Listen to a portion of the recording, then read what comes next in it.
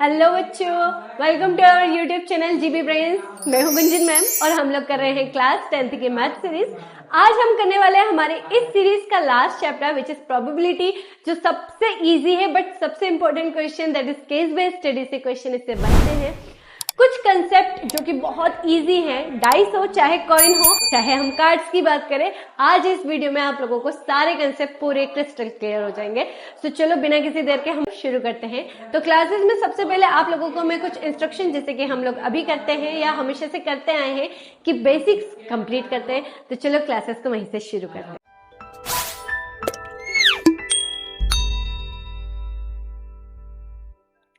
Class, जैसे कि हमारे चैप्टर का नाम है प्रोबेबिलिटी, तो पहले तो हम ये समझे प्रोबेबिलिटी होता क्या है। देखो, प्रोबेबिलिटी क्या होता है? किसी भी इवेंट के होने के चांसेस, इवेंट या फिर हम बात करें कोई भी इंसिडेंट, कोई भी घटना होने के चांसेस।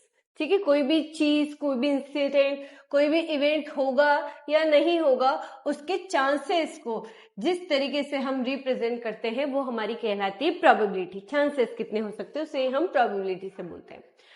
अब किसी भी इंसिडेंट होने के चांसेस बहुत सारे हो सकते हैं, पर हम मेजरली मानते हैं कि किसी भी एक इवेंट या प्रोबेबिलिटी, जो भी एक इवेंट है उसके होने के चांसेस या तो वो होगी या तो वो नहीं होगी। अनसर्टन नहीं लेके चलते, मतलब हम कुछ 50-50 चांसेस नहीं ले सकते। जैसे हम ऐसे बात करते हैं, आज बारिश होगी क्या? अगर बहुत गर्मी वाला मौसम है, धूप है, तो बारिश होने के चांसेस है क्या? ना के बराबर है। बट अगर बारिश का ही मौसम है तो बारिश होने के चांसेस हो सकते हैं। तो ये होती है प्रोबेबिलिटीज। अब प्रोबेबिलिटीज को हम मेजर कैसे करते हैं?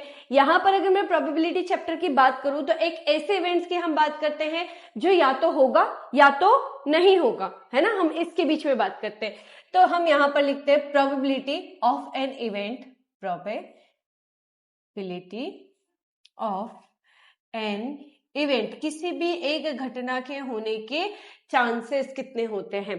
तो उसे हम कैसे लिखते हैं? उसे हम लिखते हैं फेवरेबल आउटकम्स, फेवरेबल आउटकम्स, ये तो फॉर्मूला है हमारे पास में, divide by total number of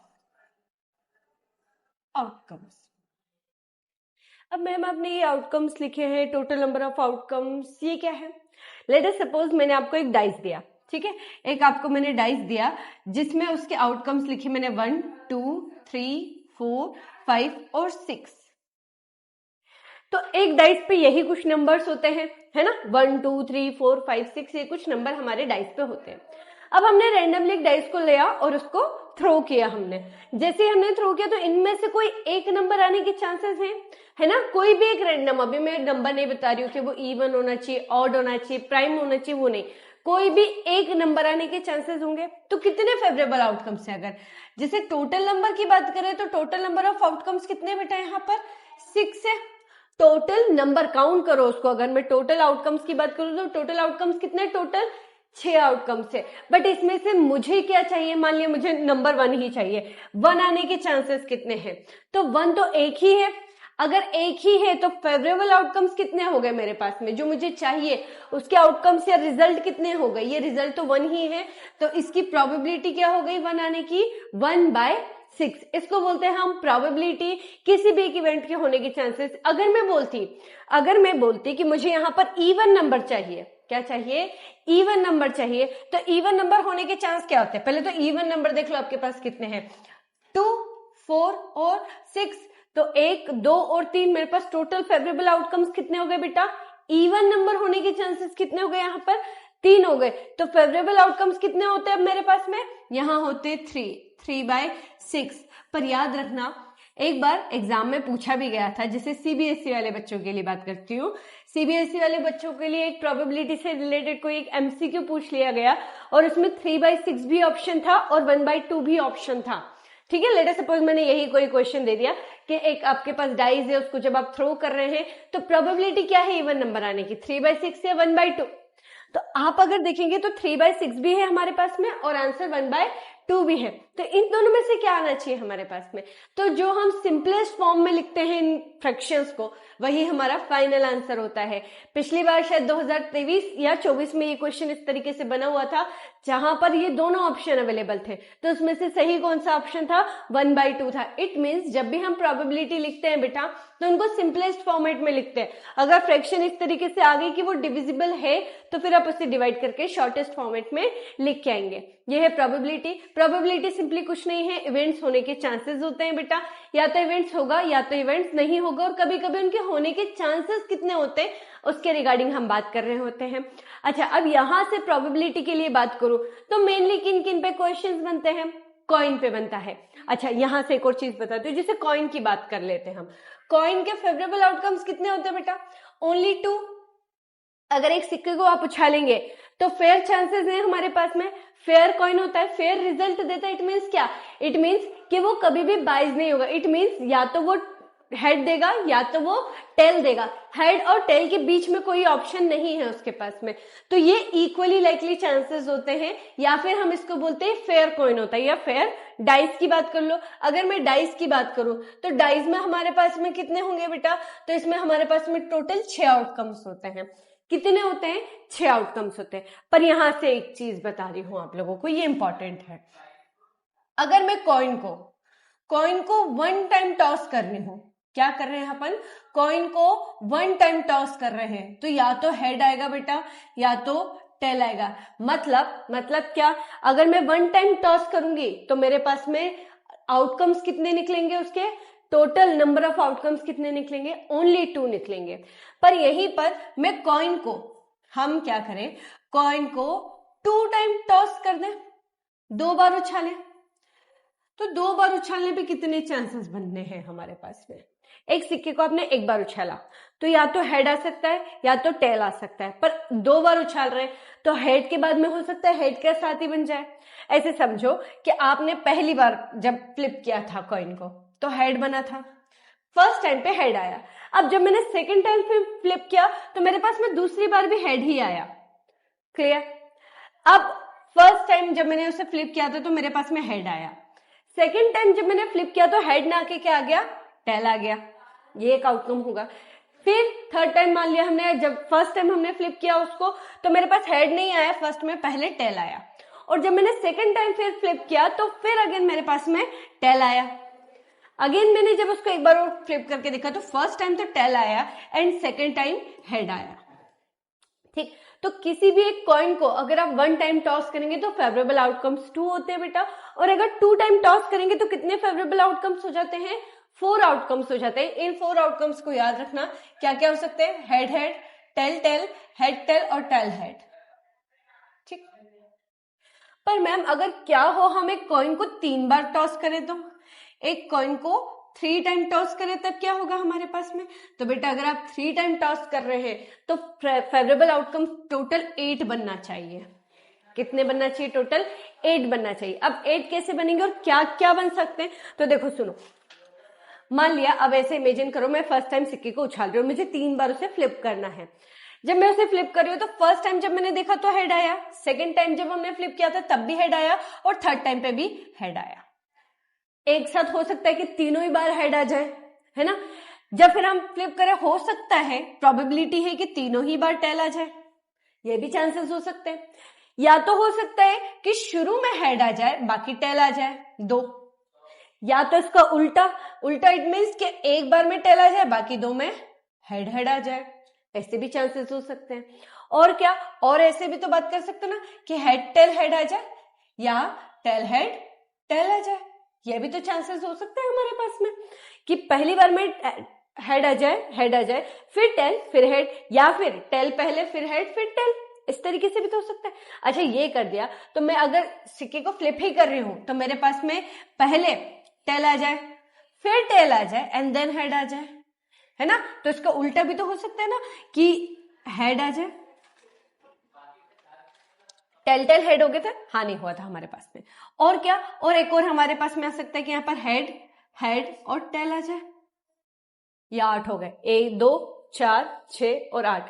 जब भी आप आउटकम्स बनाएंगे बेटा तो उनके कॉम्प्लीमेंट्स भी लेके चलना। कॉम्प्लीमेंट्स क्या होते हैं भी बताऊंगी। इट मीन्स उनके उल्टे भी हम लेके चलते हैं कि पहले तो हमने तीनों बार हेड लिया तो तीनों बार टेल भी आ सकता है।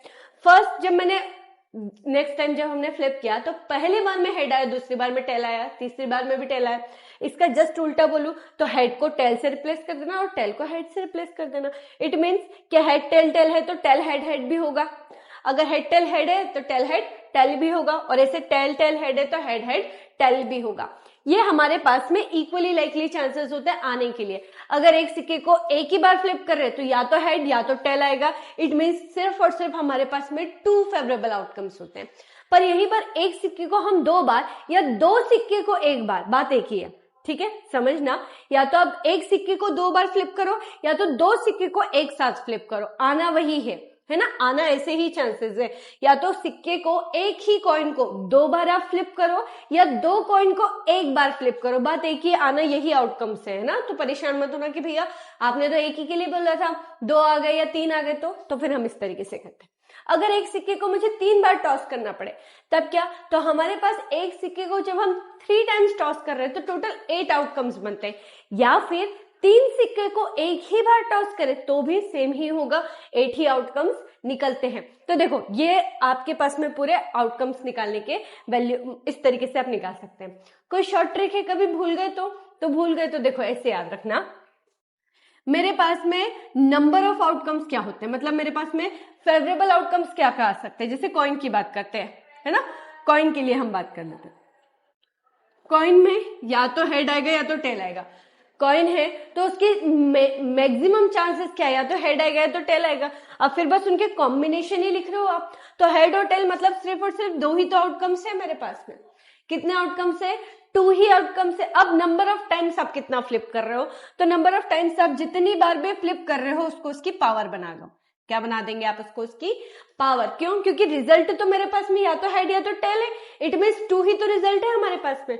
और एन क्या है बेटा, एन नंबर ऑफ चांसेस है, कितनी बार आप उसको फ्लिप कर रहे होते हैं। तो मैं अगर 2 की बात करूं, अगर मैंने इसे 1 टाइम फ्लिप किया है तो फेवरेबल आउटकम्स तो 2 ही होंगे। अगर मैं इसे 2 टाइम्स फ्लिप कर दूं, नंबर ऑफ चांसेस फ्लिप करने के या टॉस करने के 2 कर दो तो 4 आउटकम्स होंगे, आ रहे थे 4 आउटकम्स। अगर मैं इसको 3 टाइम्स फ्लिप कर दो बेटा तो मेरे पास में टोटल आउटकम्स कितने आ रहे थे, 8 आउटकम्स आ रहे थे। और यहां पर मैंने आपको बता दिया है कि किस तरीके से करना है। अगर कभी बाई चांस आप भूल भी जाओ, अगर आप भूल भी जाओ तो लिखना ऐसे, इधर पे 4 इधर होते हैं और 4 इधर होते हैं ना, क्योंकि टोटल 8 होंगे। तो अगर इधर हेड हेड हेड है तो इधर टेल टेल टेल लिख दो, ठीक। फिर एक बार हेड रखो, 2 बार टेल लिखो। तो इसका उल्टा कि एक बार टेल रखेंगे, 2 बार हेड रखेंगे, फिर हेड टेल हेड लिख दो, तो फिर यहाँ पर टेल हेड टेल हो जाएगा। अब क्या बच रहा है बेटा, तो एक बार फर्स्ट में हेड आया था, सेकंड टाइम में टेल टेल आया था, तो मैं इसको ऐसे लिख सकती हूँ क्या, हेड हेड टेल। और ऐसे ही यहाँ पर हम क्या लिख सकते हैं, टेल टेल हेड, मतलब इनके जस्ट उल्टे भी तो लिख सकते हैं। अब देखो मेरे पास में इनको पढ़ते कैसे, इनको पढ़ते हैं कि आपने जब सिक्के को एक बार उछाला था तो फर्स्ट टाइम में हेड आए थे मेरे पास में, इधर पे फर्स्ट टाइम पे हेड आए थे, और जब मैंने दूसरी बार उछाला था तो फिर यहाँ हेड टेल टेल हेड, इस तरीके से कुछ चांसेस बन रहे थे। और ये हमारे पास में टोटल कितने हो गए, 8 आउटकम्स हो गए हैं। कब, जब हम सिक्कों को 3 बार उछाले या 3 सिक्कों को 1 बार उछाले, बात एक ही है हमारे पास में। या तो 3 कॉइन्स को 1 टाइम टॉस करो या 1 कॉइन को 3 टाइम टॉस करो, बात एक ही है, टोटल आउटकम्स 8 ही बनना है, ठीक। इसी तरीके से बेटा ये लिख लेना, इंपॉर्टेंट है आपके एग्जामिनेशन पॉइंट ऑफ व्यू से, क्योंकि एग्जाम में सीधा केस स्टडी पूछा जाता है इनसे रिलेटेड। अब जैसे मैं बात करूं डाइस की, तो डाइस में टोटल 6 आउटकम्स होते हैं। अब ऐसे ही नंबर ऑफ चांसेस के अकॉर्डिंग बात करते हैं। अगर मैं डाइस को सिर्फ 1 टाइम ड्रॉ कर रही हूं, हम उसको 1 टाइम ही टॉस कर रहे हैं, थ्रो कर रहे हैं, तो मेरे पास फेवरेबल आउटकम्स तो 6 ही आएंगे, ठीक। या तो मेरे पास 2 डाइस आ जाए एंड देन फिर मैं उसको थ्रो करूं, तो अगर 2 टाइम मेरे पास में है, 2 टाइम टॉस करना है एक ही डाइस को, या 2 डाइस एक साथ फेंके जा रहे हैं, तो मेरे पास में कितना बनेगा बेटा इसका आउटकम्स, 36। ऐसे ही अगर मैं 6 ये एक ही डाइस को 3 बार या तीनों डाइस को 1 बार फेंकूं तो कितने टोटल आउटकम्स बनेंगे, 216। 6 का स्क्वायर 36 और 6 का क्यूब, 3 से मल्टीप्लाई नहीं करना है बेटा, क्यूब बनाना है उनके। तो इस तरीके से कुछ हमारे पास में आउटकम्स होते हैं जिनके लिए काम करना है बेटा हमको, इंपॉर्टेंट है। फिर इसके बाद में और बता देती हूँ, देखो किसी भी एक इवेंट के होने के चांसेस, किसी भी एक इवेंट के होने के चांसेस, होने की प्रोबेबिलिटी को हम क्या रिप्रेजेंट करते हैं, प्रोबेबिलिटी ऑफ एन इवेंट, ये लिखते हैं। ठीक है, किसी भी एक इवेंट के होने की प्रोबेबिलिटी को प्रोबेबिलिटी ऑफ एन इवेंट बोलते हैं।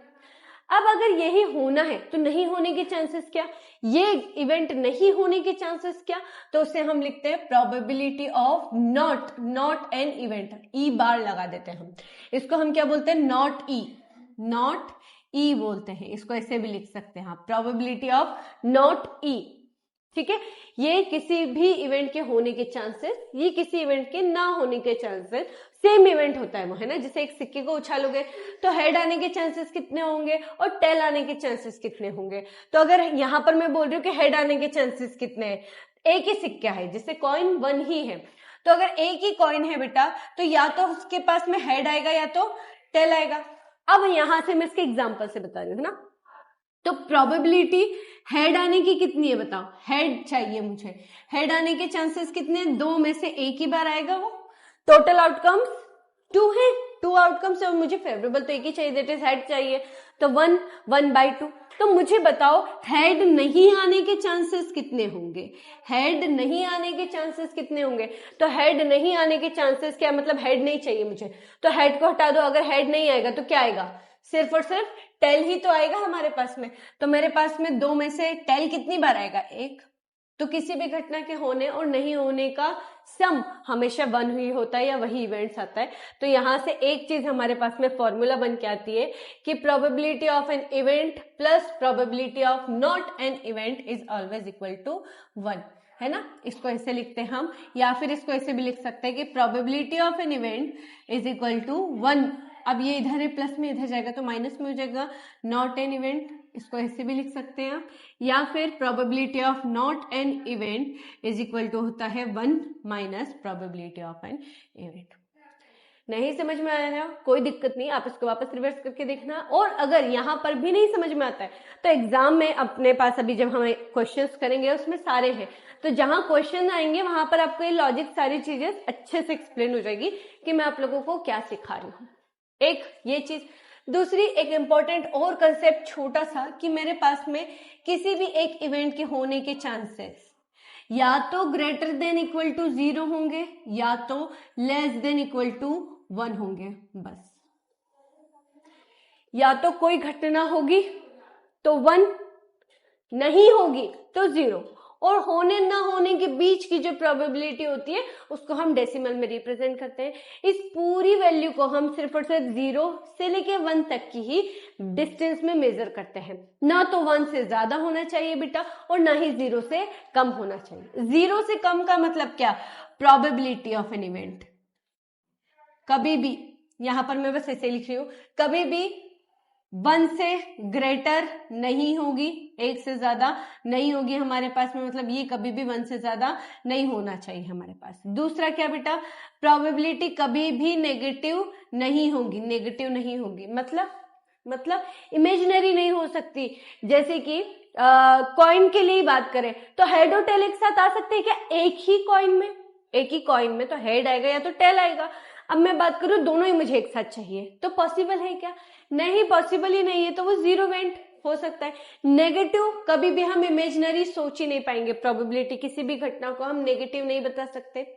परसेंटेज में बता सकते हैं, हम बोलते हैं ना आज बारिश होने के 50% चांसेस है, या किसी इवेंट के उसके आने के 50% चांसेस है, या 100% चांसेस है, या 10% चांसेस है, तो ये प्रोबेबिलिटी हो सकती है, आप उसे परसेंटेज में बता सकते हैं। फ्रैक्शन, हाँ हम फ्रैक्शन में बता सकते हैं। किस में नहीं बता सकते बेटा, 1 से ग्रेटर नहीं बता सकते, 0 से लेस नहीं बता सकते, नेगेटिव नहीं बता सकते हम उसको, ठीक है। तो ये हमारे पास में प्रोबेबिलिटी ऑफ एन इवेंट होता है। किसी भी घटना के होने की संभावनाएं कहां से कहां तक होती है, तो हमेशा 0 से बड़ी और 1 से छोटी होगी, और किसी भी इवेंट के होने के चांसेस 0 से 1 के बीच में ही लाई करेंगे, इससे ना तो ज्यादा ना तो कम, बस इसके इक्वल होगा। क्लियर। अगर 0 आ गई मेरे पास में किसी भी प्रोबेबिलिटी, मतलब वो कभी भी नहीं होना है, और अगर 1 आ गई मतलब श्योर इवेंट है, 100% चांसेस है वो चीज होगी ही होगी, ठीक है। अब यहां से कॉइन और डाइस के मैंने कुछ क्वेश्चंस के कंसेप्ट बताए हैं आप लोगों को कि आउटकम्स कैसे निकाले जाते हैं, प्रोबेबिलिटी ऑफ एन इवेंट कैसे फाइंड किया जाता है। इसके बाद में क्या बेटा, इसके बाद में मोस्ट इंपोर्टेंट हमारे पास है कार्ड्स।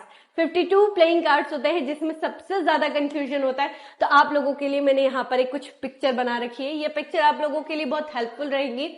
ये क्या है कैसे, तो इसका आगे डायग्राम भी दे रखा। अभी मैं आपको सिर्फ बता रही हूँ कि इसमें होते क्या क्या है। देखो, अगर मैं कलर की बात करूं तो there are only 2 colours which is black and red, है ना। दो ऊपर की रो मुझे दिख रही है कि ये पूरी रो ब्लैक है। डाउन बॉटम रो की भी बात करूं तो मेरे पास में पूरी ब्लैक है और रेड है। तो इट मीन्स कितने कलर हो गए? Only 2 colours are there, that is black and red. Clear? इतना समझ में आया। अब अगर मैं इनके नाम की बात करूं तो ये क्या है हमारे पास में, इस इवेंट को हम क्या बोलेंगे? तो यहां से देखो, इसको बोलते हैं हम क्लब। ये जो सिंबल होता है, ये जो जिसे आप हिंदी में चिड़ी का पत्ता बोलते हैं, तो वो क्लब कहलाता है। ये हमारे पास शेप किसका होता है? तो ये डायमंड होता है, इसको हम बोलते हैं डायमंड, है ना। ये तो ऑब्वियस है, हार्ट ही दिख रहा है तो इसको हार्ट ही बोला है, हार्ट शेप। और ये क्या होता है बेटा? इसको बोलते हैं अपन स्पेड। क्या बोलते हैं हम इसे? स्पेड। ताश के पत्ते हमारे पास में, ठीक है।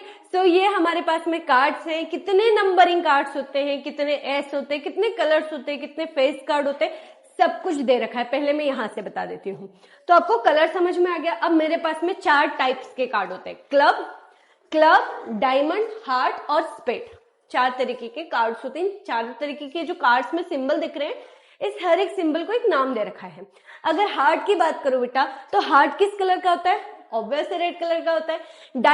डायमंड भी हम रेड ही ले रहे हैं। बाकी बचा क्लब और स्पेड, दोनों ब्लैक कलर के होते हैं हमारे पास में। क्लियर? हर एक टाइप के कार्ड के पास में अपना एक एस होता है। एस ए वाला जो कार्ड होता है इसको बोलते हैं एस, दैट इज इक्का। तो हमारे पास में एस कार्ड होता है, दैट इज 4 एस कार्ड है हमारे पास में, जिसमें से 2 रेड एंड 2 ब्लैक है। 2 ब्लैक है और 2 रेड है। तो टोटल कितने एस कार्ड हो गए हमारे पास में? 4 एस कार्ड हो गए।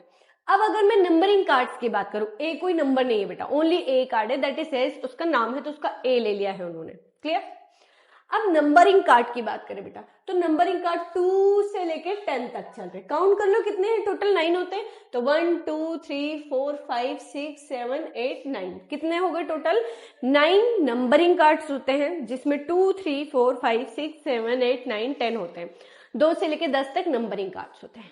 क्लियर? एक एस होता है। तो टोटल यहां तक हो गए 10, टोटल 10 हो गए। अब ये होते हैं 3 कार्ड्स, दैट इज, इसको बोलते हैं जैक, इसको बोलते हैं अपन जैक, JACK, जैक।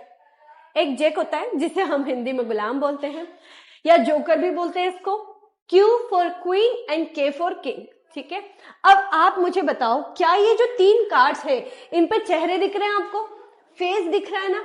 तो अगर इन पे चेहरे दिख रहे हैं, इट मीन्स इनको हम बोलते हैं फेस कार्ड। ये क्या कहलाते हैं? आपके फेस कार्ड कहलाते हैं। तो टोटल कितने फेस कार्ड होते हैं? हर एक टाइप के कार्ड के पास अपना एक जैक, अपना एक क्वीन, अपना एक किंग होता है, ठीक है। तो 3 जैक, किंग, क्वीन हमारे पास किसके होते हैं बेटा? क्लब के।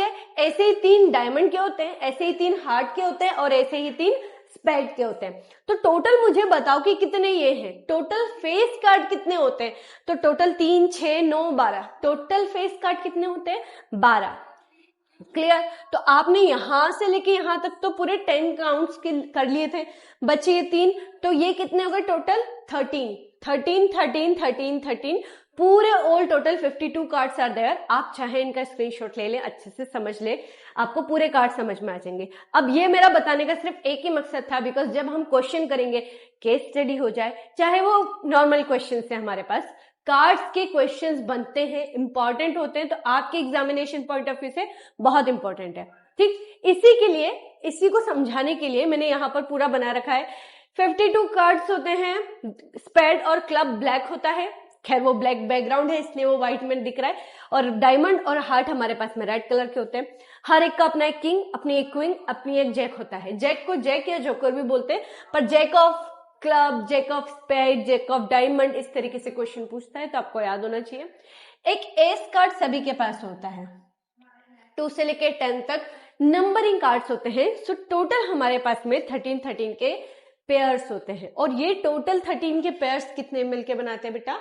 52 कार्ड्स, ठीक है, तो यहां से हमारा पूरा इंट्रोडक्शन होता है कंप्लीट फॉर द प्रोबेबिलिटी। अब हम चलते हैं क्वेश्चन पे। कुछ चीज अगर छूट गई होगी तो मैं क्वेश्चंस में आप लोगों को बता दूंगी। चलो स्टार्ट करते हैं हमारे क्वेश्चंस को। तो इस चैप्टर में हमारे पास में है एक एक्सरसाइज, उसी में सारे क्वेश्चंस दे रखे हैं। तो पहले स्टार्ट करते हैं हम हमारे फिलअप से। कुछ स्टेटमेंट्स दे रखे हैं हमारे पास में जिनको हमको फील करना है। तो फर्स्ट स्टेटमेंट क्या है, probability of an event plus probability of not an event is always equal to, अभी पढ़ा था हमने, किसी भी प्रोबेबिलिटी के होने, किसी भी इवेंट के होने की प्रोबेबिलिटी और नहीं होने की प्रोबेबिलिटी का सम ऑलवेज इक्वल टू क्या होता है हमारे पास में, ऑलवेज इक्वल टू 1 होता है हमारे पास में। ठीक है, next probability of an event that can not happen, कोई भी एक ऐसा इवेंट जो नहीं हो सकता है, उस इवेंट को हम क्या बोलते हैं, उसकी प्रोबेबिलिटी क्या होती है बेटा हमारे पास में, तो वो इवेंट क्या कहलाता है, कि क्या होता है उसका, तो किसी भी इवेंट के नहीं होने के चांसेस 0, अगर वो होगा ही नहीं तो उसके होने के चांसेस कितने होंगे, 0 होंगे। और यहीं पर अगर इस टाइप के इवेंट्स की बात किया जाए तो इन्हें हम क्या बोलते हैं बेटा, इम्पॉसिबल इवेंट्स, इम्पॉसिबल इवेंट्स, या इसे अनसर्टन भी बोलते हैं, अनसर्टन है ना, जो नहीं होगा, नहीं होने के चांसेस है, इस तरीके से। The probability of an event that is certain to happen, होने के चांसेस है, तो उसके चांसेस है, इट मीन्स क्या होगा वो 1। और इसे क्या बोलेंगे हम, इस टाइप के इवेंट्स को क्या बोलते हैं हम, तो श्योर इवेंट, श्योर है हम कि वो होगा ही सही, है ना, डेफिनेटली होगा, तो उसे उस टाइप के इवेंट्स को हम कैसे बोलते हैं, श्योर इवेंट बोलते हैं। Next, the sum of the probabilities of all elementary events of an experiment is, अब what is the meaning of elementary, elementary होता है ऑपोजिट, किसी भी घटना के होने के चांसेस और नहीं होने के चांसेस, ये दोनों आपस में होते हैं एलिमेंट्री।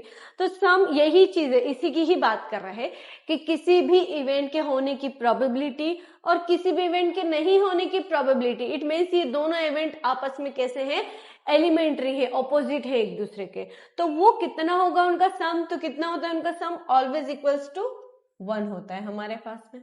ठीक है, the probability of an event is greater than and equal to, कितनी होती है, greater than and equal to 0 and less than and equal to कितना होगा बेटा, 1। यहाँ पर एक स्पेस और होगा आपका।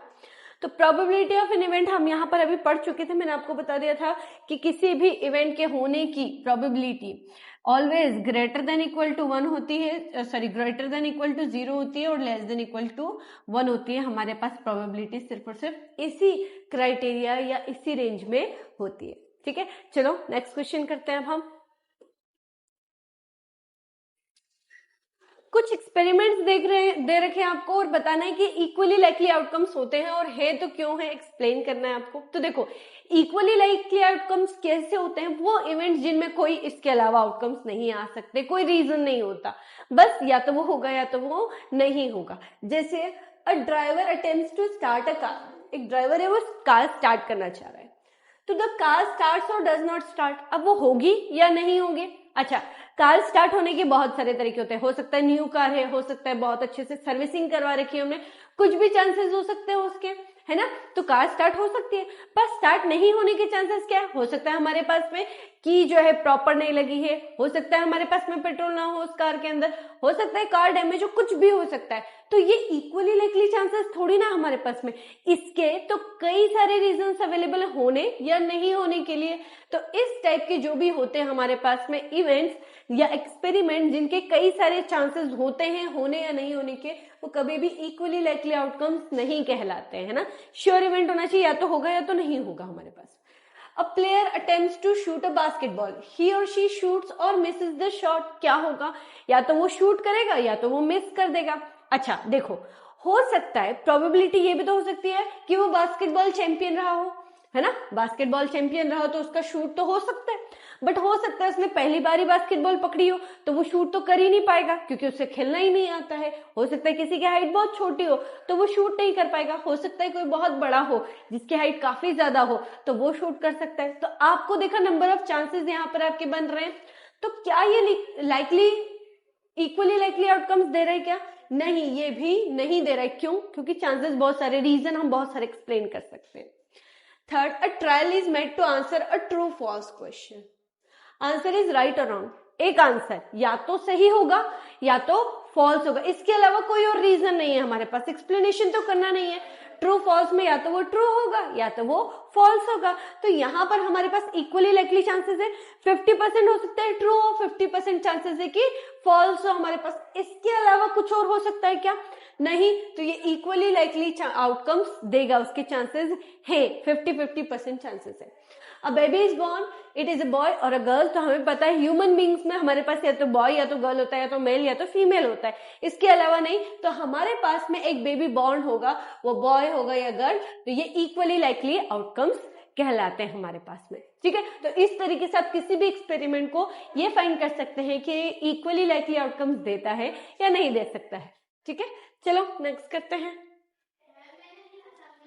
Why is tossing a coin considered to be a fair way to deciding which team should get the ball at the beginning of a football game? क्यों बेटा? अगर फुटबॉल गेम हो गया या फिर क्रिकेट हो गया तो आपने देखा होगा टॉस करते हैं हमारे पास एम्पायर्स, और वो क्या करते हैं, वहां से जिसकी भी जो भी टीम जो भी बैटिंग बॉलिंग या जो भी फुटबॉल में जाना चाहती है उसके लिए वो बताते हैं। तो टॉस करना कॉइन को ही फेयर क्यों माना जाता है? बिकॉज उसके पास में सिर्फ और सिर्फ दो ही आउटकम्स रहते हैं, इसके अलावा कोई आउटकम्स नहीं रहता है, या तो वो हेड देगा या तो वो टेल देगा। तो अगर हमारे पास में सिर्फ और सिर्फ दो ही आउटकम्स है और इक्वली लाइकली आउटकम्स है कि 50% चांसेस है कि टेल ही आएगा और 50% चांसेस है कि हेड ही आएगा, मतलब दोनों के आने के बराबर चांसेस होते हैं, इसीलिए हम बात करते हैं किसी भी एक कॉइन को टॉस करना एक फेयर वे कहलाता है किसी भी एक फुटबॉल गेम या क्रिकेट गेम को डिसाइड करने के लिए कि शुरुआत कौन करेगा उस गेम के। क्लियर? तो इस तरीके से वैसे तो क्वेश्चन एनसीईआरटी में पूछे नहीं जाते, किसी में भी नहीं पूछे जाते, बट अगर कभी रीजन पूछने को आए तो आप अपने ओन वर्ड्स में इसका आंसर फ्रेम कर सकते हैं। नेक्स्ट,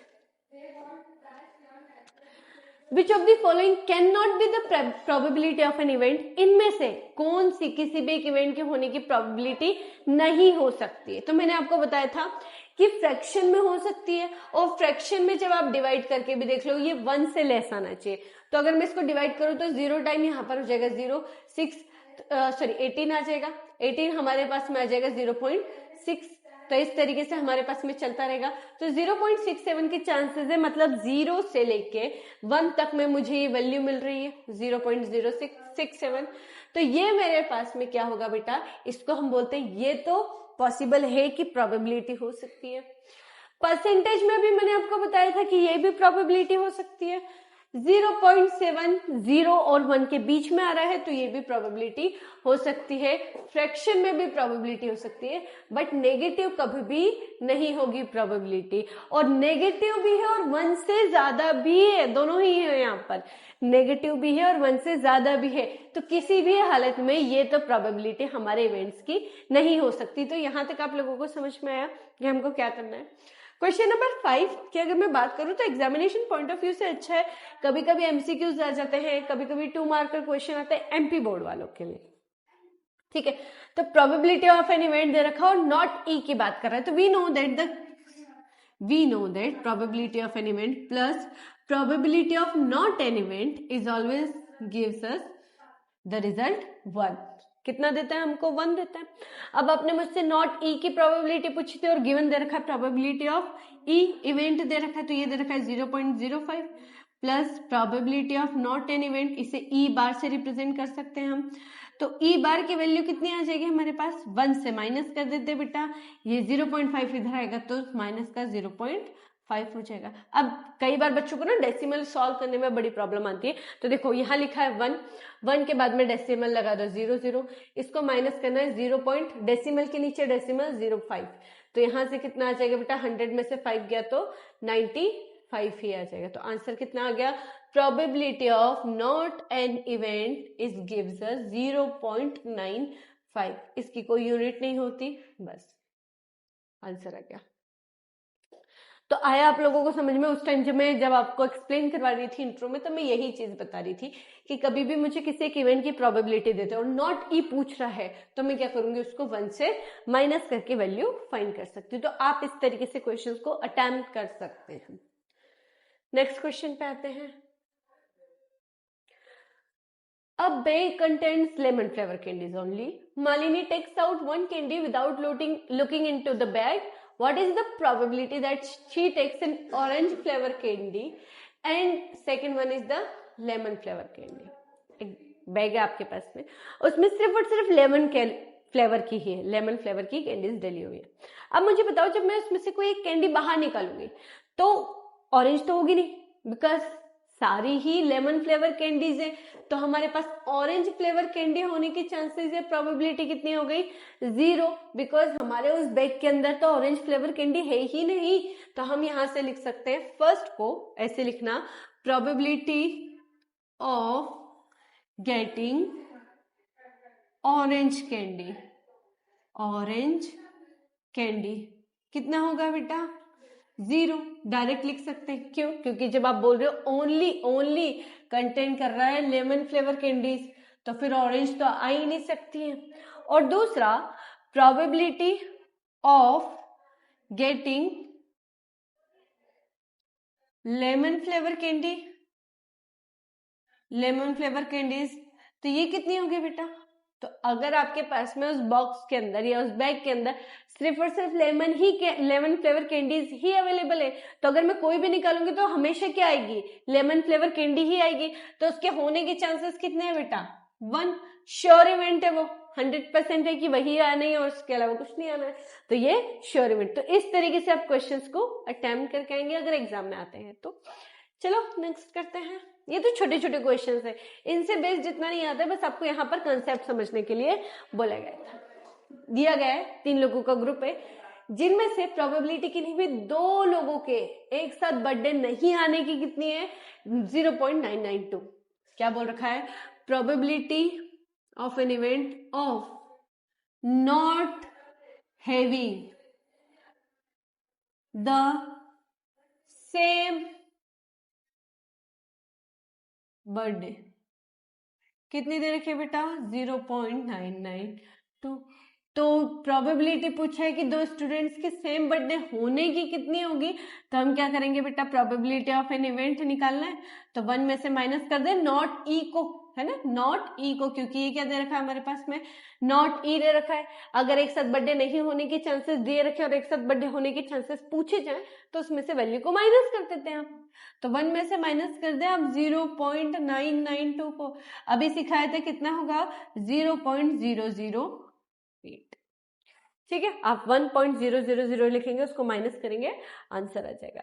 तो ये हमारे पास में probability of an event of having 2 students the same birthday. इस तरीके से आंसर लिख के आना है आपको। बहुत छोटे छोटे से आंसर से, ज्यादा बड़े नहीं है, इसलिए ज्यादा परेशान होने की जरूरत नहीं है। बस आपको देखना है प्रोबेबिलिटी दे रखा और पूछा क्या है हमसे, है ना, तो आप इजीली उन क्वेश्चंस को अटेम्प्ट कर सकते हैं। Next, a bag contain 3 red balls and 5 black balls.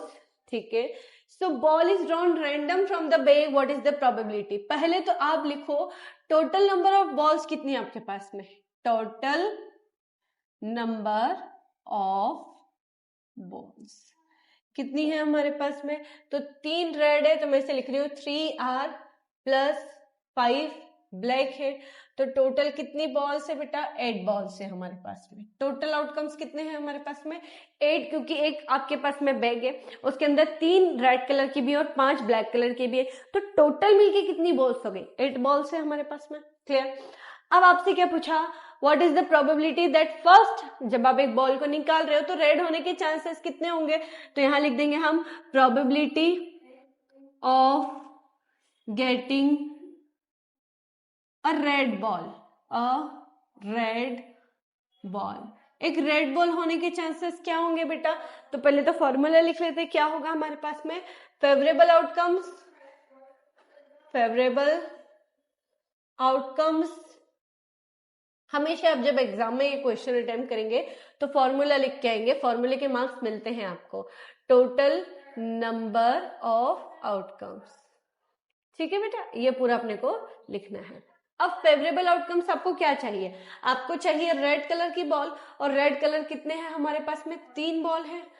Out of total कितने हैं मेरे पास में? 8।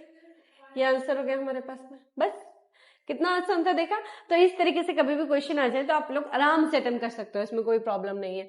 अब दूसरा क्या पूछा था बेटा, नॉट रेड पूछा है हमसे। तो नॉट रेड मतलब probability of not an event, not an event, है ना। तो 1 में से माइनस कर देंगे प्रोबेबिलिटी ऑफ एन इवेंट को हम, तो क्या होगा बेटा 1 माइनस 3/8, है ना। अब 3/8 है तो आप चाहो तो एलसीएम ले लो, तो कितना आ जाएगा बेटा 8 माइनस 3 होल डिवाइडेड बाय 8, तो कितना होगा 5/8 एंड दैट्स दी आंसर। आप चाहते तो डायरेक्ट भी निकाल सकते थे कि अगर रेड नहीं आएगा तो क्या आना चाहिए, ब्लैक ही तो आएगा।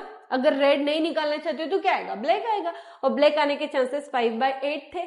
बट इस तरीके से क्यों नहीं निकालना, क्योंकि आपने नॉट रेड पूछा था, और नॉट रेड होने के लिए हमको जो इवेंट है उसका कॉम्प्लीमेंट्री एलिमेंट्री निकालना है, कॉम्प्लीमेंट निकालना है, मतलब उसका उल्टा निकालना है। तो हम 1 में से उसको माइनस करके लिख रहे हैं, फॉर्मूला बेस्ड क्वेश्चन करके आ रहा है आपको, डायरेक्ट मत लिख के आना, नहीं तो मार्क्स कट सकते हैं। वैसे तो फाइनल आंसर के मार्क्स मिल जाएंगे, बट आप ये करोगे तो आपको प्रॉपर और पूरे मार्क्स मिलेंगे उसके लिए। Clear. Next, a box contains 5 red marbles, 8 white marbles and 4 green marbles. One is taken out randomly at the box. What is the probability that marble take out will be red, white and not green? तो same वही, अब मैं सिर्फ आपको directly करवा रही हूँ। Total marbles कितने हैं, टोटल मार्बल्स कितने होंगे बेटा, 5 तो रेड है, 8 वाइट है और 4 ग्रीन है। तो मेरे पास में कितना हो गया 13 और 4 टोटल 17 मार्बल्स हो गए हमारे पास में, है ना। कितने मार्बल्स हो गए, पूरे 17 मार्बल्स हो गए। अब आप पहला पूछ रहे हो तो हम यहाँ पर लिख लेना probability of getting a red marble. तो रेड मार्बल होने की वही favourable outcomes divide by total number of outcomes, ऐसे पूरा लिख के मैं तो बस सॉल्व करवा रही हूँ। 5 रेड थे, रेड चाहिए आपको, तो 5 रेड अपॉन में total number of marbles that is 17, answer आ गया। ये तो पहला वाला सॉल्व। दूसरा क्या बोला आपने, व्हाइट आने के चांसेस, तो probability of getting white marbles पूरा लिखना है ना यहाँ पे, is equal to favourable outcomes divide by total number of outcomes, उसके बाद में ये लिखना। तो व्हाइट तो 8 थे, 8 अपॉन में 17, ये हो गया मेरे पास में दूसरा आंसर। अब थर्ड पूछा आपने नॉट ग्रीन, तो नॉट ग्रीन लाने के लिए पहले ग्रीन होने के तो चांसेस निकाल ले हम। ग्रीन होने के चांसेस क्या है हमारे पास, probability of getting green marble is equal to कितना होगा 4/17। तो नॉट ग्रीन होने के लिए क्या होगा हमारे पास में, 1 में से माइनस कर दे प्रोबेबिलिटी ऑफ एन इवेंट को, तो कितना होगा बेटा 1 माइनस 4/17। अब एलसीएम ले ले, तो एलसीएम तो 17 आएगा, क्रॉस मल्टीप्लाई तो 17 माइनस 4 विच इज 13/7, ठीक है 13/7। या तो एक देखो यहां से भी ग्रीन नहीं आना है, तो ग्रीन नहीं आएगा तो बाकी बचे ये दो ही आएंगे, और 5 और 8 टोटल कितना हो गया 13/7।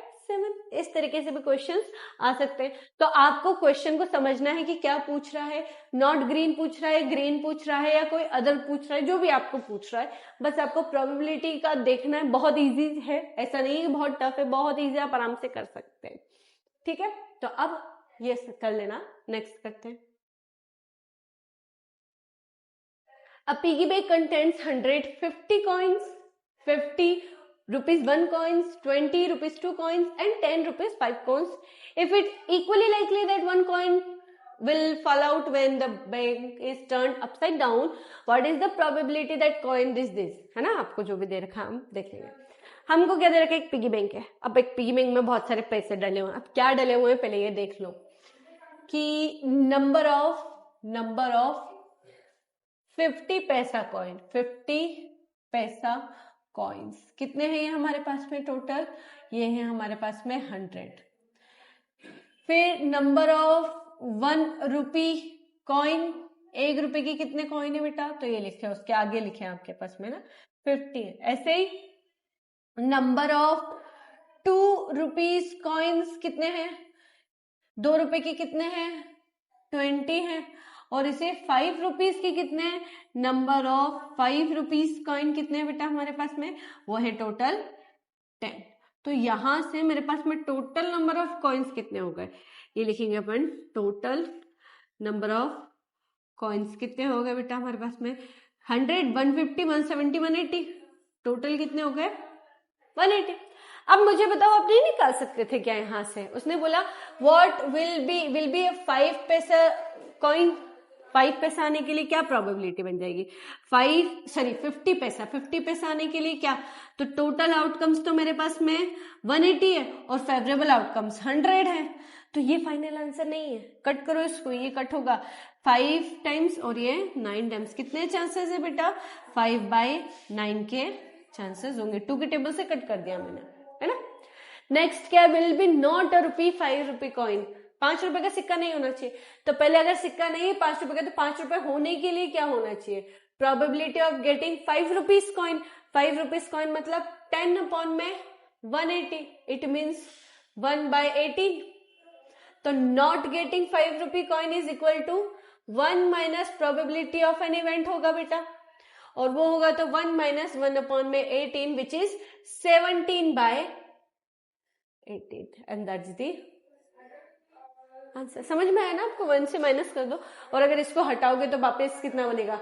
ये 170 बचेगा, 170 डिवाइड बाय 180, 0 से 0 कट करोगे तो आंसर वही आना है। तो किसी भी तरीके से सोचो, बट आपसे अगर नॉट पूछ लिया जाए प्रोबेबिलिटी में, नॉट एन इवेंट, तो फिर हम उसका कॉम्प्लीमेंट्री निकालेंगे। कैसे? कॉम्प्लीमेंट्री या ऑपोजिट, दैट इज उसका उल्टा ही निकालेंगे हम। तो पहले तो उसके होने के चांसेस और फिर उसमें से 1 में से माइनस कर देंगे, क्योंकि फॉर्मूला यूज करना है हमको यहाँ पर। तो आप इसको कर लेना। ये इस तरीके से क्वेश्चन है, बहुत अच्छे लेवल के क्वेश्चन है। ऐसे क्वेश्चन बेटा एग्जाम में केस बेस्ड स्टडीज बनते हैं, इसलिए अच्छे से इनको करके जाना। ठीक है, चलो नेक्स्ट करते हैं। बहुत छोटे छोटे, बहुत छोटा सा चैप्टर है, तो आई होप आप लोगों को समझ में आ रहा होगा। और ये हमारा लास्ट भी चैप्टर है, तो इसको अच्छे से करना आप लोगों की जिम्मेदारी हो जाती है। अभी तक हमने जितने भी वीडियोस किए हैं, जितने भी चैप्टर्स रीड किए हैं, जो भी टॉपिक्स आप लोगों ने कंप्लीट कर लिए बेटा, उन लोगों की एक्सरसाइज भी कंप्लीट, एक्सरसाइज के साथ साथ एग्जाम्पल्स भी कंप्लीट करना।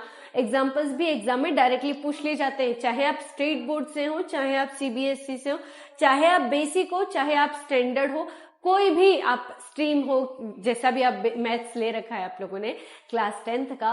बट इंपॉर्टेंट है कि एनसीईआरटी बहुत अच्छे से करनी है हमको। अगर आप लोगों का एनसीईआरटी कंप्लीट हो चुका है, उस पर रिवीजन कंप्लीट हो चुका है, तो बेटा एक एग्जाम्पलर भी है हमारे पास में, उस एग्जाम्पलर के क्वेश्चंस भी एक बार देखना, क्योंकि सीबीएसई के लिए ये इंपॉर्टेंट हो जाता है। सीबीएसई में ज्यादातर कंसेप्ट जो बनते हैं हमारे पास एग्जाम्पलर से बनते हैं, तो आप उसको भी अच्छे से एक बार करके देखिएगा। और किसी भी तरीके का कोई भी रैंडम क्वेश्चन हो, आप मुझसे डायरेक्टली पूछ सकते हैं, मैं उनको सॉल्व करवा के आपको प्रोवाइड करवा दूंगी। ठीक है, चलो नेक्स्ट क्वेश्चन पे आते हैं। गोपी बहू है हमारी, तो ये अपने एक्वेरियम से एक फिश को जो कर रही है, बाय कर रही है। शॉपकीपर आता है, उसको चाहिए फिश, तो वो क्या करता है, टैंक से 5 मेल, अब वो जो टैंक है इसमें 5 मेल और 8 फीमेल फिश है। तो बताओ फिश जो आप टेक आउट करोगे वो मेल फिश होनी चाहिए। तो मेल फिश होने की प्रोबेबिलिटी क्या? डायरेक्ट है, probability of getting a male fish is equal to favourable outcomes divide by total number of outcomes. Total number of outcomes ये जितने भी, इनको सम कर दो, टोटल है 13, और मेल फिश चाहिए, तो मेल फिश तो 5 ही है, तो 5 अपॉन में 13 विच इज द आंसर। देखो कितना है, बहुत बड़ा नहीं है, पर इस टाइप के क्वेश्चंस पूछे जाते हैं। तो अगर कभी बन जाए तो पूरा फॉर्मूला लिख के आना, फॉर्मूले लिखने के मार्क्स मिलते हैं। यही तो हमारे पास में कि हम जब प्रोबेबिलिटी कर रहे होते हैं तो सबसे इजी हमको ये चैप्टर लगता है, बट यहाँ पर ज्यादातर क्वेश्चंस कंफ्यूज कहाँ करते हैं, वो जो कार्ड वाले क्वेश्चन होंगे, वो जो कॉइन्स वाले क्वेश्चन होंगे, और वो जो डाइस वाले क्वेश्चन होंगे, इस टाइप के क्वेश्चन आपको जब बनते हैं तो वो आपको अच्छे से आना चाहिए। प्लस इससे हमारे पास ज्यादातर केस स्टडीज भी बनती है, तो वो आप लोगों को अच्छे से करनी है। ठीक है, चलो नेक्स्ट करते हैं। ठीक है, एक गेम है चांसेस, कंसिस्ट करता है स्पाइनिंग ऑफ, ये जैसे उसमें दे रखा है स्पाइनिंग रो। तो यहाँ पर आप जब करते हैं तो रेस पे आता है किसी एक पॉइंट पे, और नंबर यहाँ पर 1 2 3 4 5 6 7 8 दे रखे हैं, इक्वली लाइकली आउटकम से, मतलब सबके आने के बराबर चांसेस है। तो 8 आने के, 0.88 पे वो आने के चांसेस कितने, तो टोटल कितने हैं मेरे पास में बताओ। फर्स्ट की अगर मैं बात करूं, probability of getting pointer, probability of getting pointer 8 पे आने की, एरो का 8 पे आने के चांसेस कितने हैं, तो टोटल आउटकम्स तो मेरे पास में 8 ही हैं, और 8 पर आने के चांसेस तो 1 ही है, तो 1/8 हो गया इसका आंसर। बस 8 मत लिखना बेटा, 8 हर जगह थोड़ी ना, एक ही जगह पर है, 8 की प्लेस कहां पर है, ओनली एक ही प्लेस है, इसलिए 1/2 लिखा है। तो पहले वाले का तो हो गया आंसर कंप्लीट। एक ऑड नंबर, अब ऑड नंबर क्या है, 1 2 3 4, कितने ऑड नंबर है बेटा, 4 ऑड नंबर से, तो 4 ऑड नंबर से आउट ऑफ 8 कट कर दो तो 1/2, ये हमारे पास में इसका आंसर हो गया। लिख लोगे कैसे, probability of getting an odd number, तो ऑड नंबर कितने होंगे टोटल, काउंट कर लो 4, 4 divide by 8 that is favourable outcomes divide by total number of outcomes. आपको पता है ना, मैं लिखवाने के तरीके यहाँ पर नहीं बता रही हूँ, वो आपको करना है, शुरुआत के एक आध क्वेश्चन मैंने वैसे करवा दिए हैं। थर्ड वाला क्या पार्ट पूछ रहे हो आप मुझसे, ग्रेटर देन 2, 2 से बड़े नंबर आना चाहिए, तो ये दो हटा दो, अब 2 से बड़े नंबर कितने, 1 2 3 4 5 6, तो probability of getting a number greater than 2 which is equal to 6/8, 6/8 मतलब 3/4, 2 से कट कर देंगे हम, है ना, ये हो गया कंप्लीट। अब fourth, a number, probability of getting a number less than 9, 9 से कम होने के चांसेस कितने, तो पूरे 8 के 8 ही 9 से कम है, तो टोटल फेवरेबल आउटकम्स की बात करूं, टोटल आउटकम्स भी 8 है और फेवरेबल आउटकम्स भी 8 है, मतलब पूरे chances which is equal to 1 and that's the. तो इनको अलग अलग कैसे लिखेंगे आप, मैंने आपको बता दिया कि जब आप फर्स्ट लिखेंगे ऑड नंबर या 8 पॉइंट पे आने के लिए, तो probability of getting favourable outcomes divide by total number of outcomes, formula लिखेंगे, देन फिर आपसे जो पूछा जा रहा है, तो probability of getting eight point 8, probability of getting an odd number, probability of getting a number greater than 2 और a probability of a number less than 9, question में लिखा रहता है, तो वहीं से ही आप लोग कॉपी कर लेना उसको, ठीक है। चलो नेक्स्ट करते हैं। अ डाइस थ्रोन वंस, एक डाई है, डाइस को डाई लिखते हैं लोग। Find the probability of getting a prime number, number lying between 2 and 6 and odd number. पहले तो बताओ टोटल आउटकम्स कितने हमारे पास में, विच इज सैंपल स्पेस, इसको हम बोलते हैं सैंपल स्पेस। सैंपल स्पेस क्या होता है, जितने भी आपके आउटकम्स होते हैं ना, जैसे हेड और टेल आता है तो हेड और टेल हो गया, या 3 बार किया था तो हमारे पास वो टोटल 8 आउटकम्स थे, तो ये हमारे पास में सैंपल स्पेस कहलाता है। तो सैंपल स्पेस में हमारे पास एक डाई है, अब डाइस पे हमारे पास में 1 2 3 4 5 6 ये नंबर्स होते हैं बेटा, है ना, तो ये पूरे सैंपल स्पेस है हमारे पास में, क्लियर। अब फर्स्ट आपने क्या पूछा है, प्राइम नंबर, चैप्टर 1 याद होगा ना, प्राइम नंबर क्या होता है हमारे पास में, वो नंबर जो खुद ही के टेबल में आते हैं, but 1 neither prime NOR composite, ना तो ये प्राइम नंबर है और ना ही कंपोजिट नंबर है, तो 1 को तो काउंट करना नहीं है। 2 3 5 3 नंबर है हमारे पास आउट ऑफ 6, तो आंसर कितना होगा ये 1/2। ये किसके लिए निकाला मैंने, probability of getting a prime number, ठीक है, प्राइम नंबर की ही बात कर रहे थे हम। Second, probability of getting a number lying between 2 and 6, तो ये रहा 2 ये रहा 6, इन दोनों के बीच में लाइंग बिटवीन बोला उसने, तो बीच में तो 3 ही नंबर आ रही है, 3 4 और 5, तो कितने नंबर आ रहे हैं बेटा, 3 4 और 5 मतलब 3 नंबर आ रहे हैं, तो 3/6 मतलब 1/2, प्लस मत कर देना, ऐड मत कर देना, कुछ नहीं करना है, सिर्फ पॉसिबिलिटीज को काउंट करके लिखना है, यहाँ काउंटिंग बोल रहा है, नंबर्स नहीं चाहिए मुझे बस, ठीक है।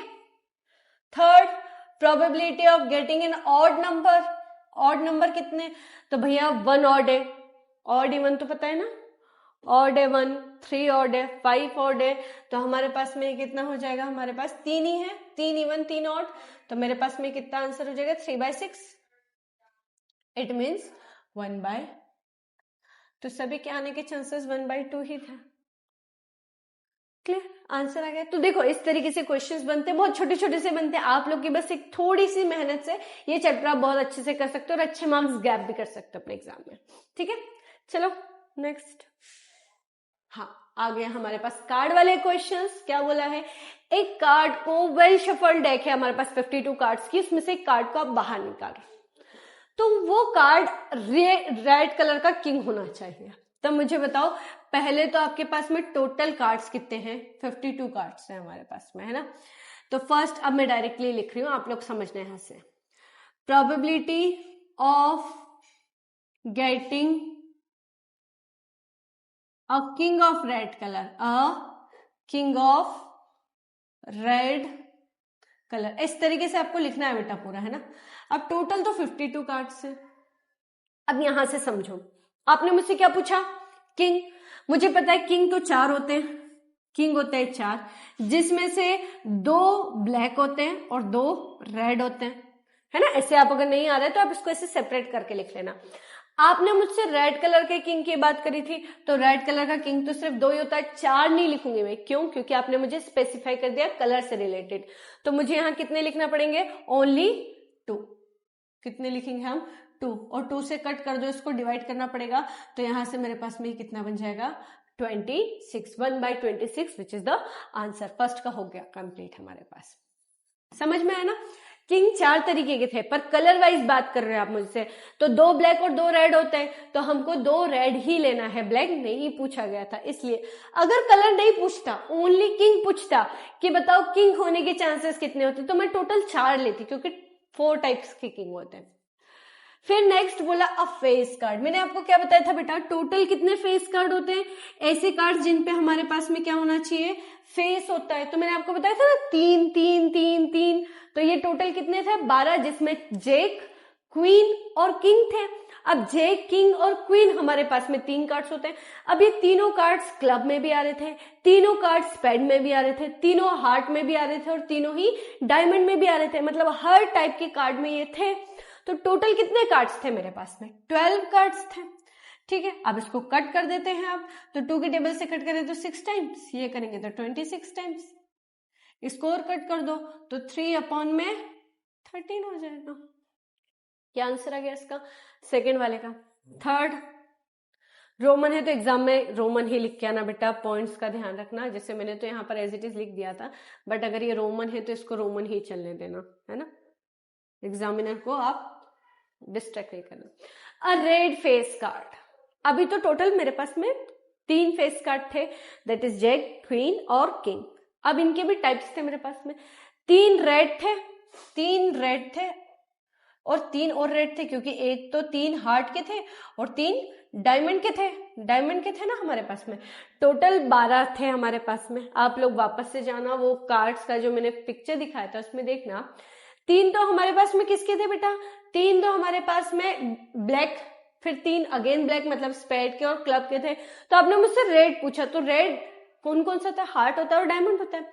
अब डायमंड के भी 3 और हार्ट के भी 3, तो 3 और 3 कितने फेस कार्ड हो गए, 6 फेस कार्ड हो जाएंगे हमारे पास में रेड कलर के लिए। तो 6/52 विच इज इक्वल टू कितना हो जाएगा, 3/26, है ना। 3/26 किससे डिवाइड किया आपने, 2 के टेबल से डिवाइड किया, और आपको डिवाइड करके इट मींस फाइनल आंसर में लिखना है।